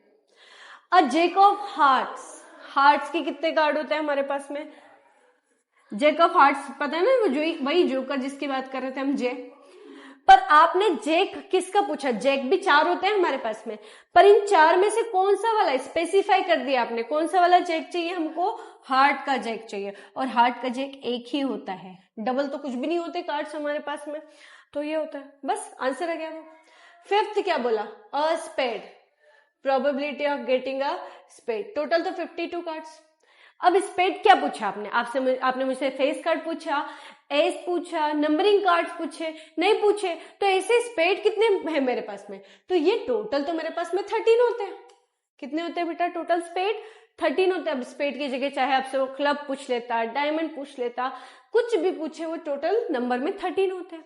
13 होते तो इसको कट कर दो, आंसर कितने होते हैं, 1/4। The queen of the diamond, queen 4 होती है, पर आपने क्वीन में स्पेसिफाई कर दिया डायमंड के लिए, तो डायमंड की क्वीन तो एक ही होती है, एक ही क्वीन है हमारे पास में डायमंड की, it means 1/52 and that's the answer. देखा तो बहुत इजी है, बस आप लोगों के दिमाग में कार्ड्स चलते रहना चाहिए। अभी तक तो खूब कभी खेले हो आपने, नहीं भी खेले हो तो आपको कार्ड्स पढ़ना तो पड़ेगा। सो यहाँ पर प्रोबेबिलिटी के चांसेस है, इन चीज़ों को अच्छे से पढ़ना बेटा। कार्ड्स पूरे दिमाग में आपके घूमने चाहिए जब आप कार्ड्स से रिलेटेड क्वेश्चन करते हो, बिकॉज बहुत सारे बच्चे जिन्होंने कार्ड्स गेम्स नहीं खेले हैं कभी या नहीं देखे, तो सबसे ज़्यादा प्रॉब्लम वही आती है कि इन कार्ड्स को ढूंढने में बड़े परेशान हो जाते हैं। तो इस टाइप के क्वेश्चन, इस टाइप का एक पर्टिकुलर इस टाइप का क्वेश्चन आपके किस स्टडी में बन सकता है या 3 मार्कर क्वेश्चन बन सकते हैं। तो आपके लिए बहुत इंपॉर्टेंट है इस पे प्रैक्टिस करना। इसीलिए आप लोगों को मैंने वो पिक्चर बताई थी जहां पर पूरे कार्ड्स दे रखे हैं, तो उनको अच्छे से दिमाग में बिठा लेना, ताकि इस टाइप की कोई भी क्वेश्चन है जो कुछ भी पूछ ले आप आराम से कर सकते हैं। ठीक है, चलो नेक्स्ट करते हैं। चलो क्वेश्चन नंबर 15 क्या बोलता है, 5 कार्ड्स है आपके पास में। इस बार 52 कार्ड्स नहीं है, उन 52 कार्ड्स में से हमने कुछ रैंडमली 5 कार्ड्स लिए हैं। कौन कौन से, एक 10 है, एक जैक है, क्वीन है, किंग है और एक एस ऑफ डायमंड्स है। वाइट शफल कर लिया इनको और इनके फेस को डाउनवर्ड रख दिया है ना, और फिर उसमें से एक कार्ड को रैंडमली निकाल रहे हैं वो। तो क्या प्रोबेबिलिटी होगी कि कार्ड जो है वो क्वीन होना चाहिए फर्स्ट। तो probability of getting a queen, तो टोटल कार्ड्स कितने हैं मेरे पास में, 52 कार्ड्स नहीं बेटा, टोटल कितने हैं, 5 कार्ड्स है। अब 1 2 3 4 5 है ना, ये 5 कार्ड्स है, उसमें से हम क्वीन आने के चांसेस कितने होंगे बेटा, तो क्वीन आने के चांसेस तो 1 होंगे है ना टोटल, तो 1/5 का हमारे पास में चांसेस आ गया। अब क्या बोला, if the queen is drawn and put aside, ठीक है, अगर आपके पास में आपने निकाला और क्वीन ही आ गई आपके पास में, तो आप वो क्वीन वाला कार्ड साइड में रख देंगे। ठीक, अब बच्चे कितने कार्ड आपके पास में, टोटल 4 कार्ड्स बचे, अब 5 कार्ड्स नहीं होंगे बेटा। अब जब आप उन 4 कार्ड में से प्रोबेबिलिटी निकाल रहे हैं एस होने की और क्वीन होने की, तो मुझे बताओ जब आप एस निकालेंगे, probability of getting in S, तो हमारे पास में 4 कार्ड में से आएंगे बेटा। अब टोटल 4 है, क्योंकि अब 4 ही तो बचे ना, अब टोटल आउटकम्स एक को आपने साइड में रख दिया। अब जब दूसरी प्रोबेबिलिटी निकालोगे तो आप बचे 4 में से या फाइंड करोगे ना, 5 तो नहीं है, तो इन 4 में से क्या लेना आपको, एस, और एस है क्या यहाँ पर, हाँ, इक्का होने के चांसेस है, तो यस कितना हो जाएगा, वो 1/4 हो जाएगा। अब ये तो इसका फर्स्ट पार्ट करा आपने। सेकेंड पार्ट में आप क्या पूछ रहे हो, यहां पर अ क्वीन, एक क्वीन होने के चांसेस कितने होंगे, तो टोटल तो 4 है। पर मुझे बताओ, क्वीन तो मैंने निकाल के साइड में रख दी थी, और इन 5 में से अब क्वीन तो कहीं से कहीं तक नहीं है। अगर क्वीन कहीं से कहीं तक नहीं है तो टोटल आउटकम्स कितने, मतलब इसके क्वीन आने के चांसेस कितने, 0। इट मीन्स ये पूरी वैल्यू कितनी हो जाएगी, 0, क्योंकि क्वीन है ही नहीं, तो आएगी कहां से। दूसरी एक यहाँ पर बच्चों के लिए डाउटफुल चीजें होती है कि मैम आपने यहाँ पर टोटल आउटकम्स 5 लिए, पर यहाँ पर दोनों में 4 क्यों लिए आपने, आप 5 क्यों नहीं ले रहे हो यहाँ पर। तो देखो बताती हूँ, आपने यहाँ पर कंडीशन दी थी कि इस प्रोबेबिलिटी के लिए मेरे पास में 5 कार्ड्स होने चाहिए। अब इन 5 कार्ड में एक क्वीन थी, तो मैंने उस क्वीन को लिया, इसलिए मेरे पास टोटल 5 कार्ड्स थे। अब जब मैंने सेकंड प्रोबेबिलिटी करी, तो उसमें से ये जो मेरे पास एक कार्ड आया था उसमें से क्वीन आ गई थी, और मैंने क्वीन को बाहर निकाल लिया। तो अब मेरे पास कितने बचे बेटा, टोटल 4 ही बच रहे हैं। अब इन 4 में से आप या तो एस लेके आओ या तो क्वीन लेके आओ, तो इसमें से एक एस आने के चांसेस, मेरे पास में एक कोई कार्ड होगा जो एस होगा, इक्का होगा, तो वो आने के चांसेस 4 में से कितना, एक ही है, तो 4/1/4 के चांसेस आ गए। अब क्वीन तो है ही नहीं चारों में से कहीं तक, चारों में से अगर क्वीन है ही नहीं तो वैल्यू कितनी होगी, 0, क्योंकि क्वीन तो आप बाहर रख चुके हैं ऑलरेडी, तो क्वीन आएगी क्या, नहीं, आपको पता है, श्योर है, वो तो 0 इवेंट हो गया है ना हमारे पास में, तो वो कितना होगा, वैल्यू 0 देगा। और ये जो कार्ड है एस, इसको आपने साइड में नहीं रखा बेटा, अभी प्रोबेबिलिटी मेरे पास में 4 को लेकर ही काम किया जा रहा है, इसीलिए हमने वो 4 को रखा है। तो इस तरीके से आप क्वेश्चन को सॉल्व कर लेना, इजी है, बस कंसेप्चुअल है, थोड़ा सा दिमाग आपको लॉजिक लगाना पड़ेगा, आप खुद से पढ़ेंगे, मतलब थोड़ा सा डीप कंसेप्ट है, अगर आप उसको समझ जाते हैं तो सारे क्वेश्चन इजीली हो जाएंगे। नेक्स्ट करते हैं आप क्वेश्चन नंबर 16, अच्छे लेवल का क्वेश्चन है, पूछे जाते हैं 12 डिफेक्टिव पेन्स को हम एक्सीडेंटली मिक्स कर रहे हैं 132 गुड पेन्स में, तो टोटल कितने पेन्स हो गए आपके पास में, सोल्यूशन पे बात करें, टोटल कितने पेन हो गए बेटा, टोटल हमारे पास में पेन्स कितने हो जाएंगे, टोटल सिंपल स्पेस कितने हो जाएंगे, तो 132 तो मेरे पास में गुड वंस है और 12 मेरे पास में डिफेक्टिव वन है, तो टोटल जब मैंने करा तो 144 टोटल पेन आ गए मेरे पास में। टोटल अब कितने लॉट हो गए हमारे पास में, 144। उसने बोला है कि 12 पेन्स को आपने एक्सीडेंटली मिक्स कर दिया है एक 132 गुड वंस में, अच्छे पेन जो थे 132 थे, उसमें हमने 12 डिफेक्टिव पेन्स को मिक्स कर दिया है। अब जस्ट देख के आप नहीं बता सकते कि उसमें से कौन सा अच्छा है, चल रहा है नहीं चल रहा है, तो आप क्या करेंगे, आप उसमें से एक पेन को निकालते हैं, और एक पेन निकालने के लिए आपको बताना है कि आप जो पेन निकाल रहे हो रैंडमली इस लॉट से, जो भी आप पेन निकाल रहे हो वो अच्छा होना चाहिए, तो probability of getting a good one एक अच्छा पेन होने की प्रोबेबिलिटी क्या होगी? तो टोटल प्रोबेबिलिटी हमारे पास में कितनी है? Favourable outcomes divide by total number of outcomes. तो टोटल नंबर ऑफ आउटकम्स तो 144 है। और अच्छे पेन कितने हैं? अच्छे पेन है मेरे पास में 132। अब 132 और 144 को आप डिवाइड कर लें। आप 144 इसको डिवाइड करेंगे तो मेरे पास में 11 अपॉन में 12 आ जाएगा। दोनों 12 की टेबल में आते हैं। ये 12 का स्क्वायर होता है और 12 1 से 12 बचेगा 1, तो वो 11/12 हो जाएगा। तो ये हमारे पास में प्रोबेबिलिटी आ गई और ये हो गया आंसर, है ना?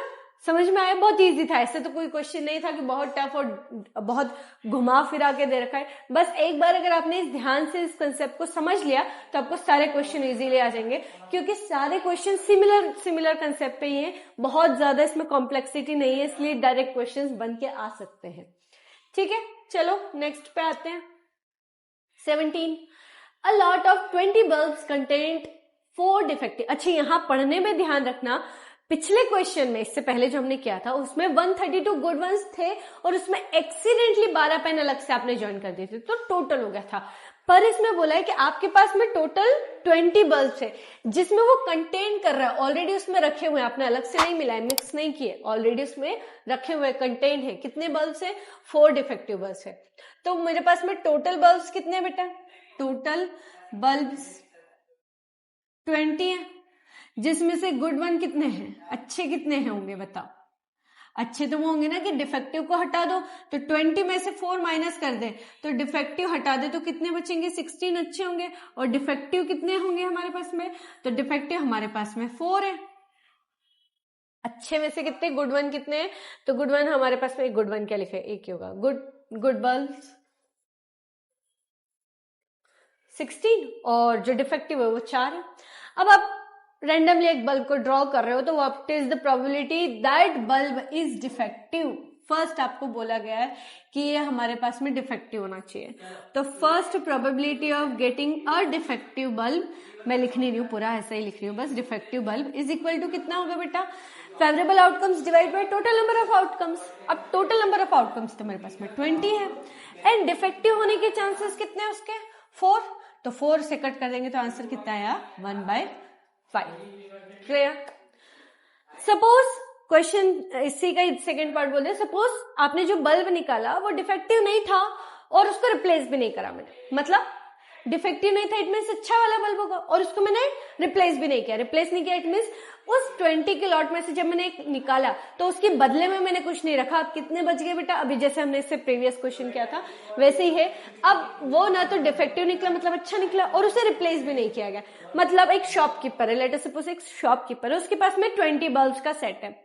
अगर एक वो दुकानदार किसी को, ग्राहक को, अपने कस्टमर को एक बल्ब देता है तो उसके पास रिमेनिंग तो 19 बल्ब हो जाएंगे। आप तो बस इसी तरीके से 19 वाले को रिप्लेस थोड़ी करेगा, वो बस 19 ही बचे। तो अब मेरे पास में जो टोटल नंबर ऑफ आउटकम्स बचेंगे वो कितने बचेंगे? अब टोटल नंबर ऑफ आउटकम्स में 19 से लूंगी बेटा, 20 नहीं 19। अब एक बल्ब को आप बाहर निकाल रहे हैं, बाकी बचे हुए में से, फ्रॉम द रेस्ट बोल रखा है, बाकी बचे हुए में से आप निकाल रहे हैं, तो प्रोबेबिलिटी क्या होगी कि वो डिफेक्टिव नहीं होना चाहिए। तो नहीं होगा इट मीन्स अच्छा होगा, और अच्छा बल्ब ऑलरेडी एक तो जा चुका है, मतलब 16 में से अब कितने बचे होंगे बेटा? 15 बाकी होंगे। आया ना समझ में क्या बोल रही हूं मैं? टोटल बल्ब्स थे 20, ठीक है?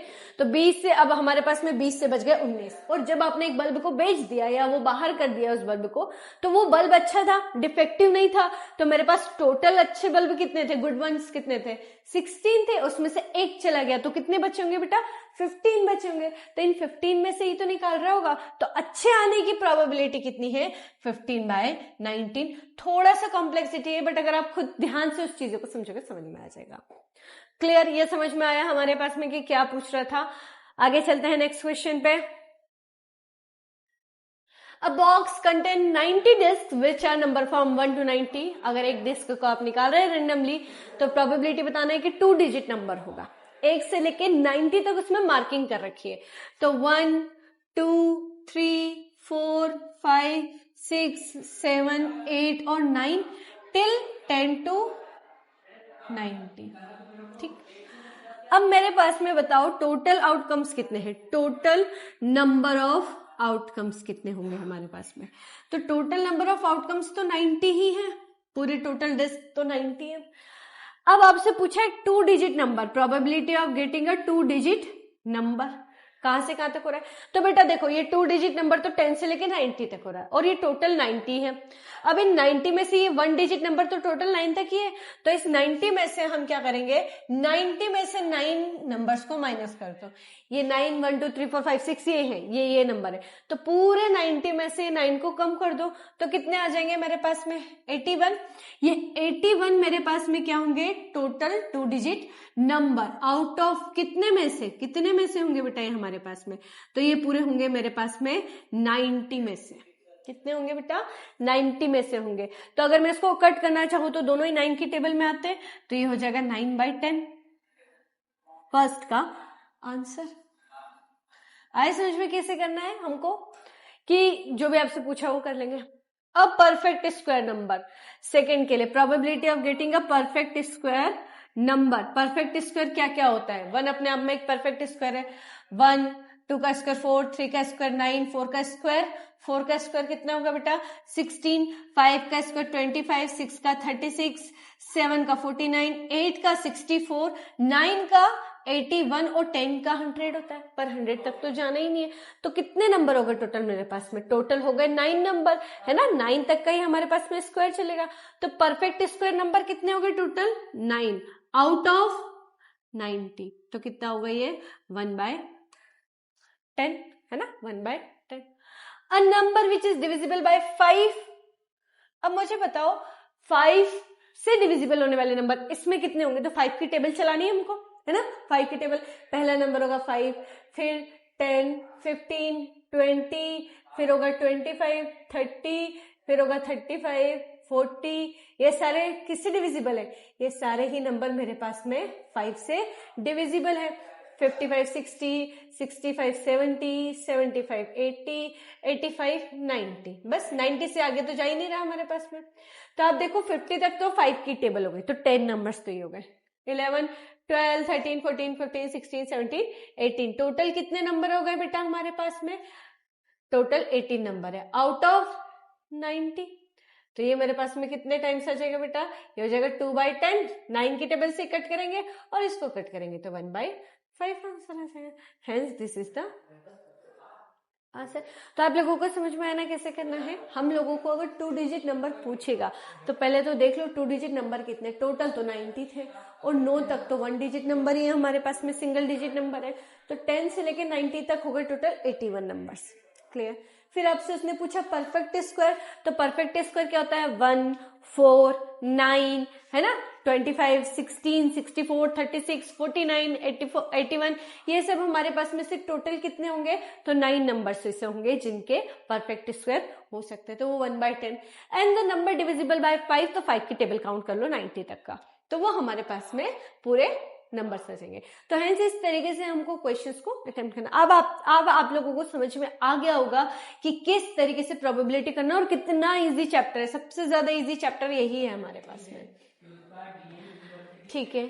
Child has a die which whose has 6 faces shows the letter, ये उसने कुछ 6 लेटर्स दे रखे और एक डाइस है जिससे डाइस पे नंबर्स लिखे रहते हैं। अब यहाँ नंबर्स नहीं है, लेटर्स लिख रखे हैं कुछ हमारे पास में। तो इसको वो कितनी बार फेंक रहा है, एक ही बार फेंक रहा है हमारे पास में, थ्रो इट वंस, है ना, एक ही बार फेंक रहा है। तो ए आने के चांसेस कितने हैं हमारे पास में, तो probability of getting a, probability of getting a total कितने 1 2 3 4 5 6, टोटल तो 6 है। अब ए कितनी बार आ रहा है, एक और एक, दो बार आने के चांसेस है इसके, इट मीन्स कितना 1/3 आने के चांसेस। और डी आने के चांसेस कितने होंगे बताओ, तो ये तो इजी है, डी आने के चांसेस, डी तो एक ही बार आ रहा है हमारे पास में, तो 6 में से एक ही बार आएगा आंसर। तो कितने इजी क्वेश्चंस थे, है ना। चलो क्वेश्चन नंबर 20 आप लोगों के एग्जामिनेशन पॉइंट ऑफ व्यू से नहीं है इसलिए मैंने इंक्लूड नहीं किया है, मैंने क्वेश्चन नंबर 21 ले लिया है ना। क्वेश्चन नंबर 21 से हम स्टार्ट कर रहे हैं।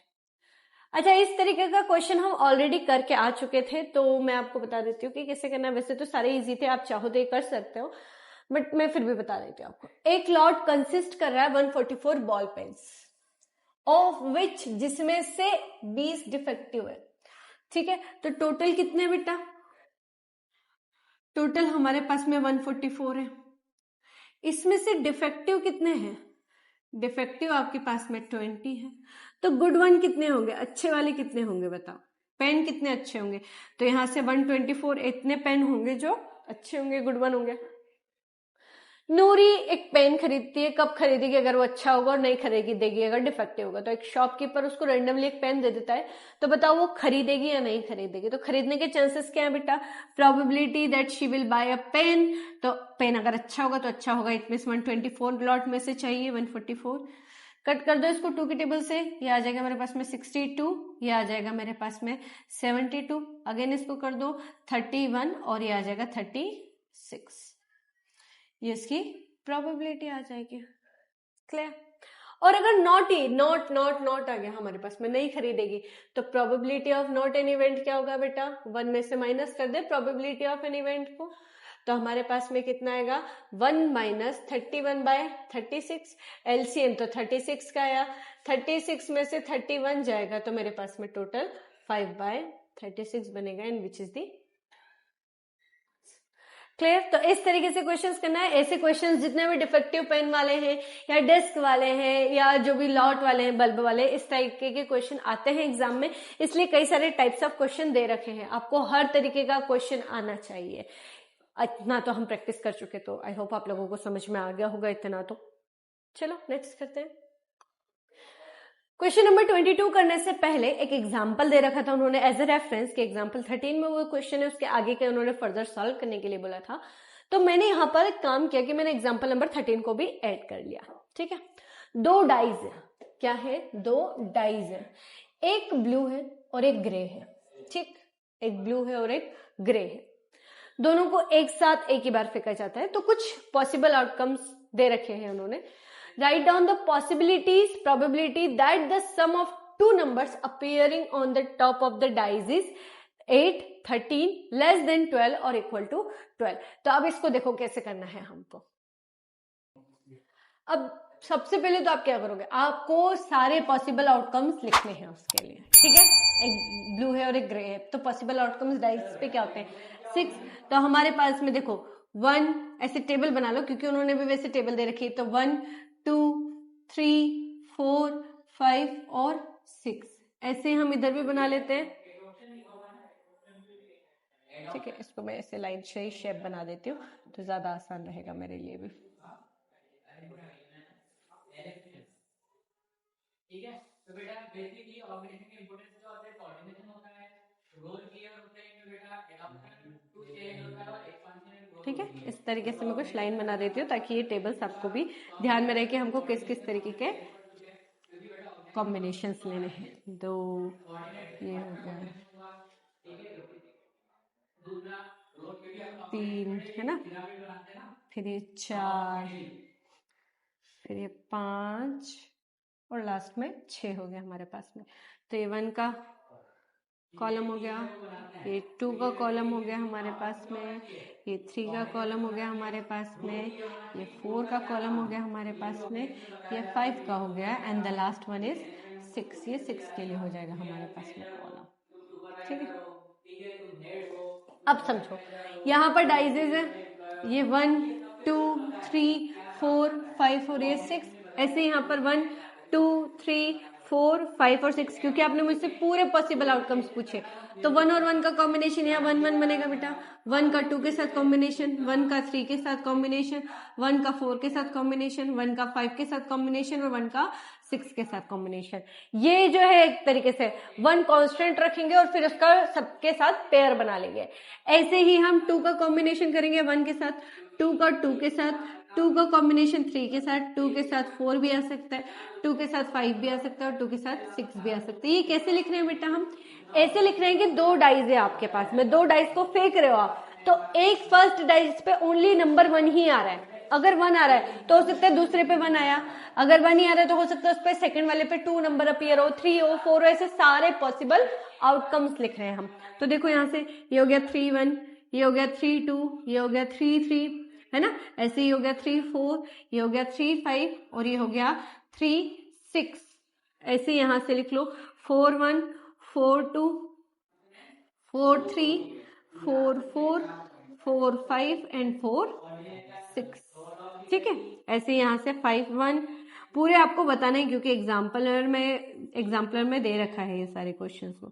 5 4 5 5 एंड देन 5 6 और यहाँ से लिखना आपने को 6 1 6 2 6 3 6 4 6 5 and 6 6।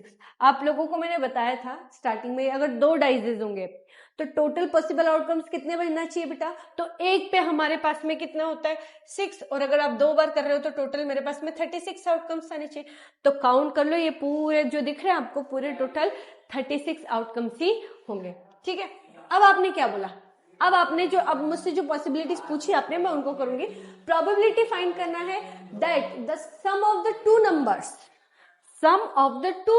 appear on the top of dice is 8। मतलब जो भी 2 नंबर आ रहे हैं रेंडमली, आप कोई भी 2 नंबर लो और उन दोनों का सम आप कितना बोल रहे हैं, आप उन दोनों का सम बोल रहे हैं कितना होना चाहिए बेटा, 8 होना चाहिए। तो देखो 8 कौन कौन सा बना सकता है मेरे पास में, यहां से 8 क्या बना रहा है, ये तो 8 कुछ भी नहीं बनाएगा।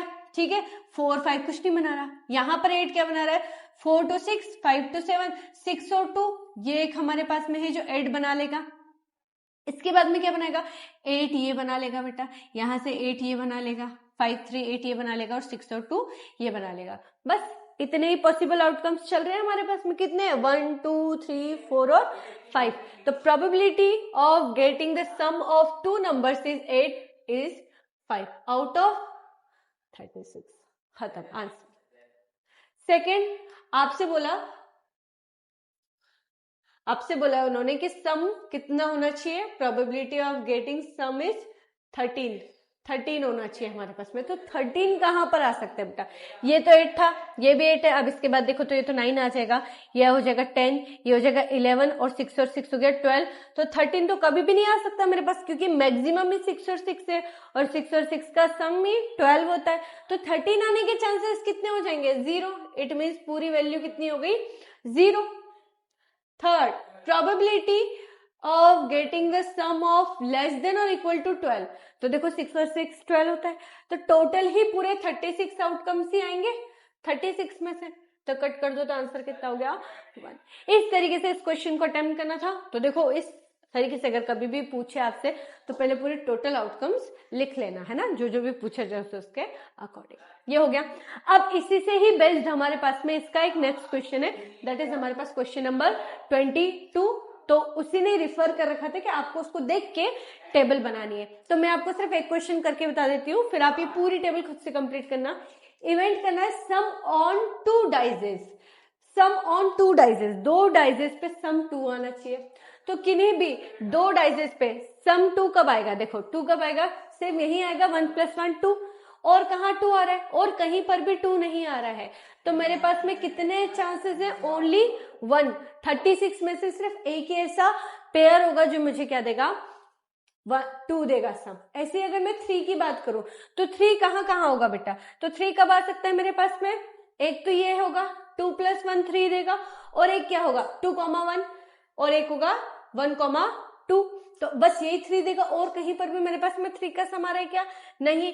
तो मेरे पास में कितना बन जाएगा, ये बन जाएगा मेरे पास में 2/36 विच इज 1/18, 1/18।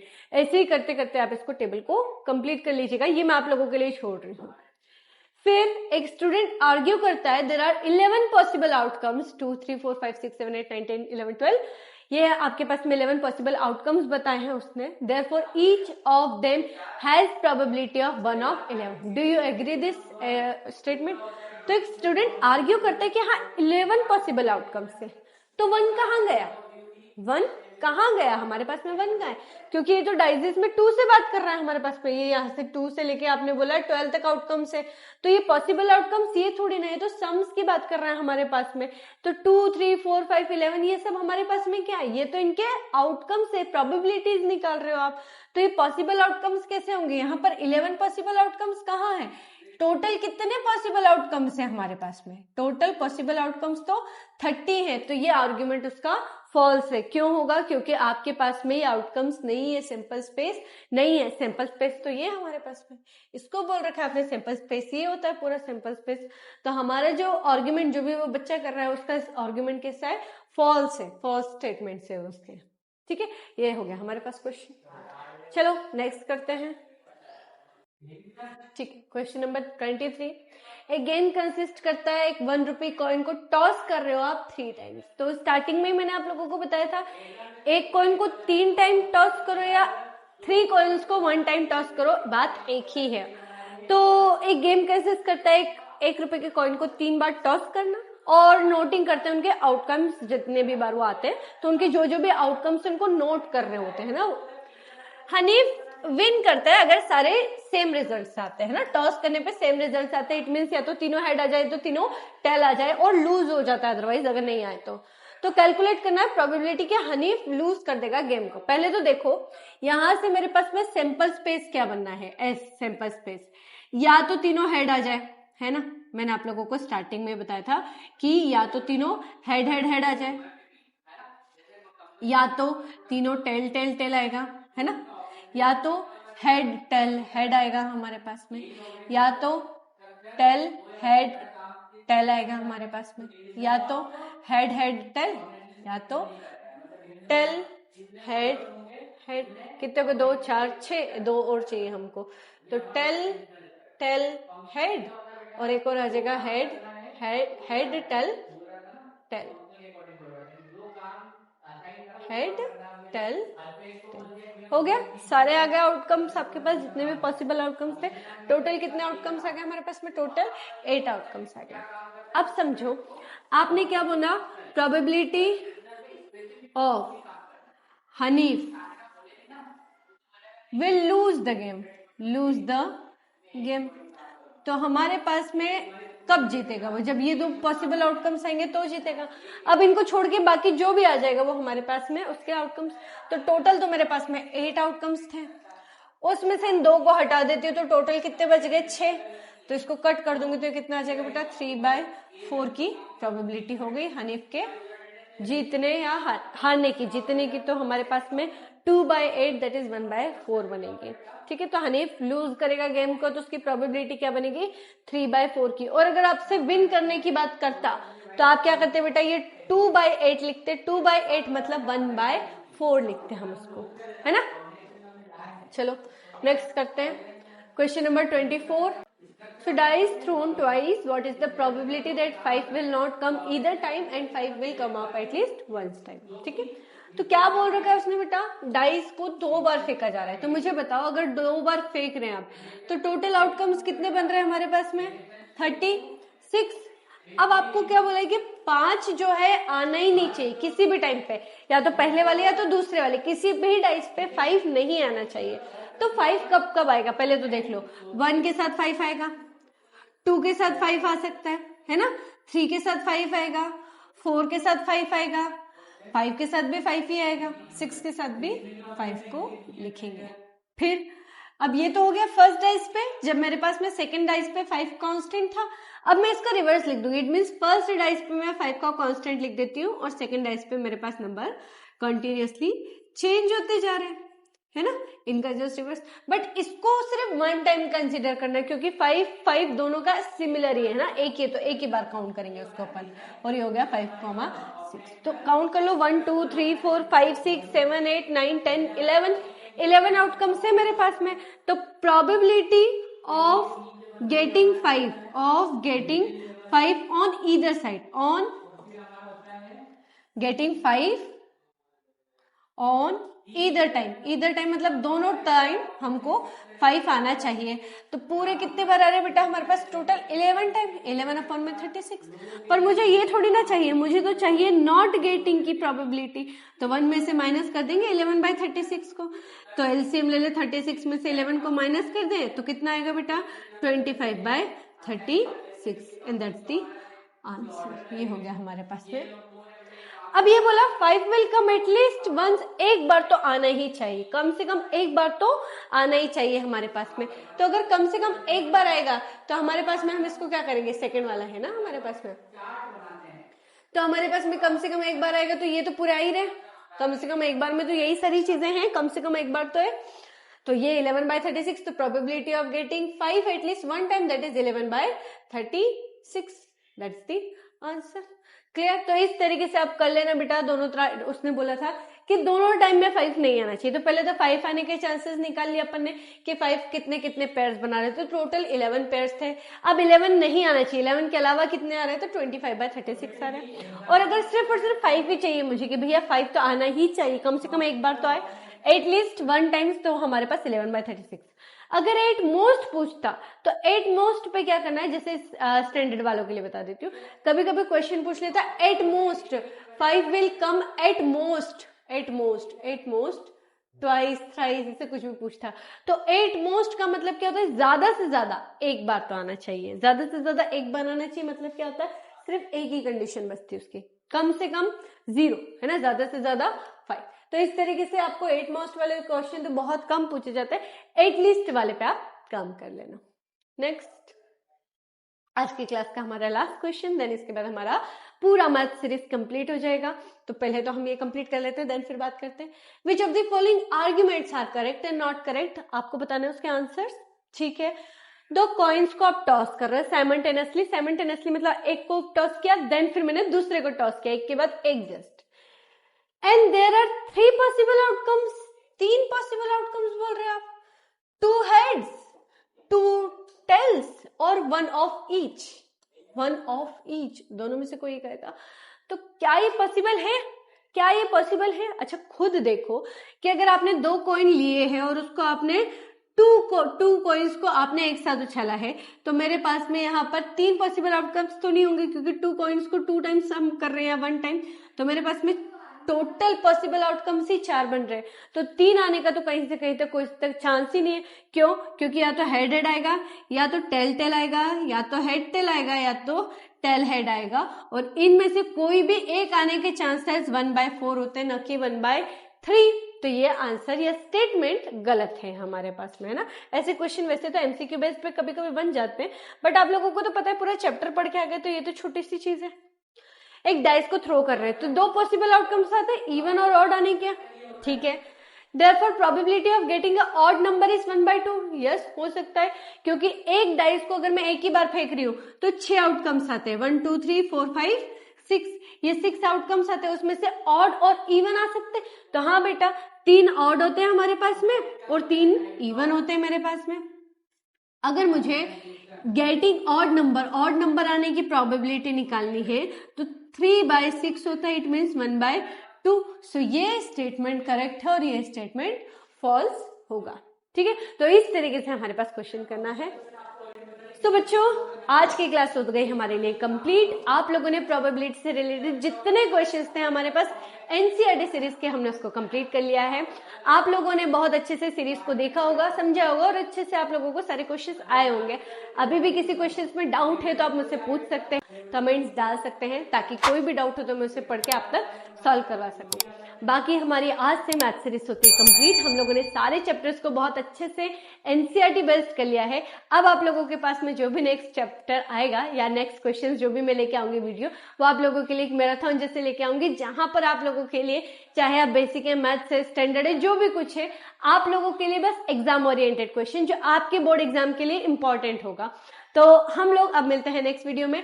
तब तक के लिए अपना ध्यान रखें, बोर्ड एग्जाम की प्रिपरेशन करते रहें, और किसी भी तरीके का कोई डाउट हो आप मुझसे कनेक्ट कर सकते हैं। Thank you, bye bye.